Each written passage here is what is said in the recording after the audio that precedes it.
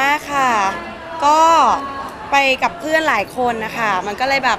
แฮปปี้เฮฮามากเลยผัดกันถ่ายรูปเล่นกันทั้งวันนะคะคือจริงๆจริงๆอ่ะไม่มีใครยอมใครนะคือจริงๆแล้วเราหาชุดไปแมทกันคือเราเลือกชุดร้านเดียวกันไปใส่ด้วยกันเลยแล้วก็แต่คนละสีอะไรอย่างเงี้ย3 วันค่ะ2 คืนค่ะใช่พักผ่อนเต็มที่มากค่ะ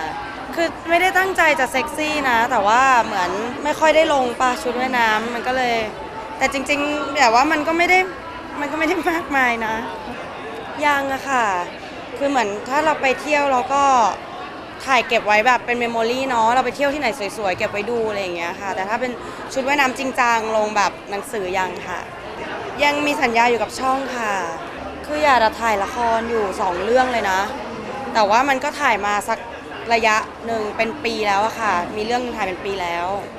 มันก็เลยดูเหมือนว่าเราหายไปแต่จริงๆอยากถ่ายละคร2 เรื่องค่ะคือยังไม่ปิดกล้องเลยอะ ก็เลยน่าจะยังไม่ใกล้ออนนะคะใช่ค่ะก็เข้าใจค่ะเพราะว่าเดี๋ยวนี้ละครถ่ายทำค่อนข้างนานนะคะก็เราก็ละครที่เราถ่ายไว้หลายๆเรื่องมันก็ฉายไปหมดแล้วอะค่ะเดี๋ยวก็รอดู2 เรื่องนี้แล้วกันค่ะ